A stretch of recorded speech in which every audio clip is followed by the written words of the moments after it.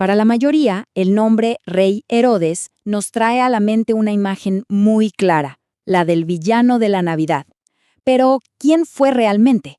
Hoy vamos a meternos de lleno en la historia de esta figura tan compleja, para intentar entender al hombre que se esconde detrás de esa leyenda. Y vamos a empezar con un hecho que es brutal e imposible de negar. En pleno reinado, un Herodes completamente consumido por la paranoia mandó ejecutar a su propia familia.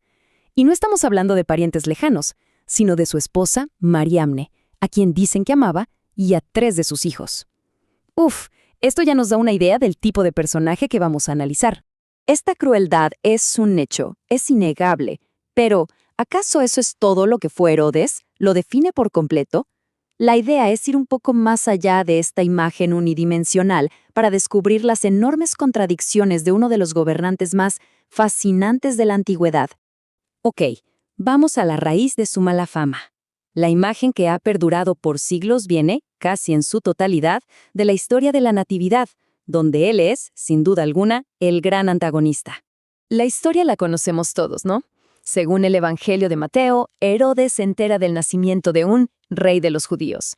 Se siente amenazado y ordena matar a todos los niños varones menores de 2 años en Belén.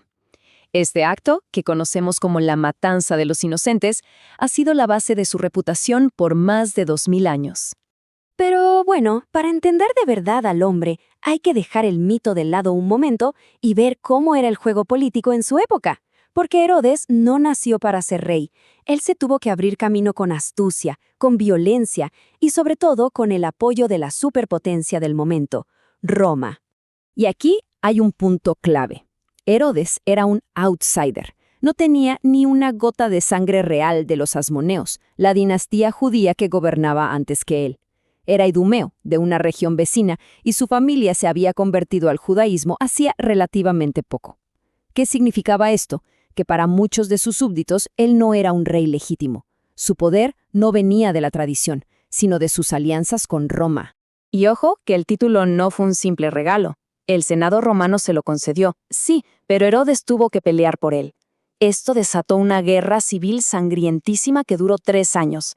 Finalmente, en el 37 a.C., y con el músculo militar de Roma de su lado, tomó Jerusalén por la fuerza. Su reinado, literalmente, nació de la violencia. Y aquí es donde la historia se pone de verdad interesante, muy compleja. Porque resulta que este mismo hombre, capaz de una crueldad que hoy nos parece inimaginable, fue también un gobernante sorprendentemente bueno y eficaz. Esa es la gran paradoja de su reinado. Fíjense en este contraste, es que es brutal. Por un lado, el tirano paranoico, con su red de espías por todos lados, que no le tembló el pulso para ejecutar a su propia familia. Y por el otro, el administrador astuto, que hizo crecer la economía, repartió comida en tiempos de hambruna, bajó los impuestos y, algo crucial, mantuvo la paz en una zona súper conflictiva. ¿Cómo es posible que estas dos realidades vivieran en la misma persona? Bueno, volvamos un momento a la historia que lo convirtió en un monstruo para siempre. La matanza de los inocentes. Si la miramos con ojos de historiador, el relato, tiene algunos problemas bastante serios.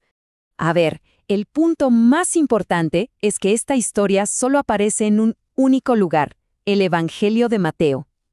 El historiador más detallado de la época, Flavio Josefo, que odiaba a Herodes y documentó todos sus otros crímenes, no dice ni una sola palabra sobre esta masacre. Nada.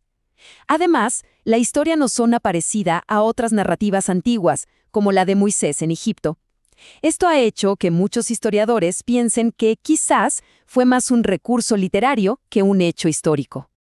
Pero, y esto es clave, aunque la masacre probablemente no ocurrió tal y como se cuenta, la existencia misma de la historia nos dice algo muy real sobre Herodes. Su reputación de ser un tipo cruel y paranoico era tan conocida que a la gente de su tiempo le pareció totalmente creíble que él pudiera ordenar algo tan terrible.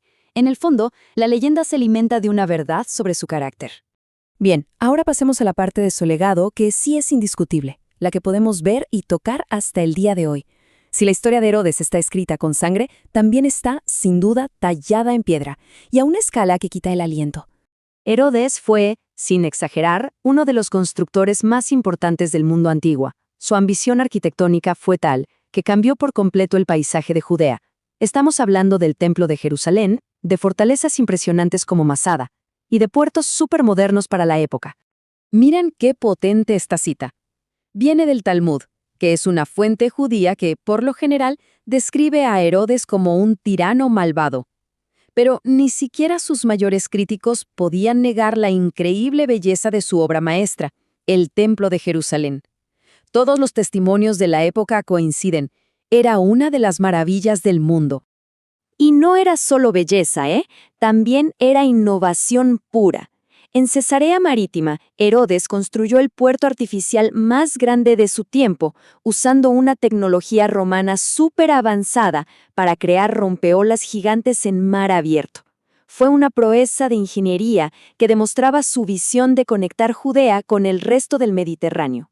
Entonces, ya vimos al tirano, al administrador, al supuesto asesino de niños y al genio constructor. Esto nos lleva a la pregunta final. ¿Cómo hacemos para poner en una balanza un legado con tantos contrastes? La verdad es que no hay un solo Herodes. Para Roma fue un aliado modelo. Para la tradición judía es una figura complicada, el rey ilegítimo que a la vez les construyó su edificio más sagrado. Para el cristianismo es el malo de la película. Y para la historia moderna es una de las figuras más dinámicas y transformadoras de su tiempo. Quizás la mejor forma de resumirlo sea con estas 4 palabras. Cada una es verdad y cada una parece contradecir a las demás. Usurpador, genio, tirano, constructor. Todo eso fue Herodes, apodado el Grande. Y con esto nos quedamos, con una última reflexión. Su crueldad fue real, pero sus construcciones nos siguen maravillando 2000 años después. Cuando la historia nos presenta a alguien tan complejo, tan lleno de luces y sombras, ¿es realmente posible llegar a un único veredicto?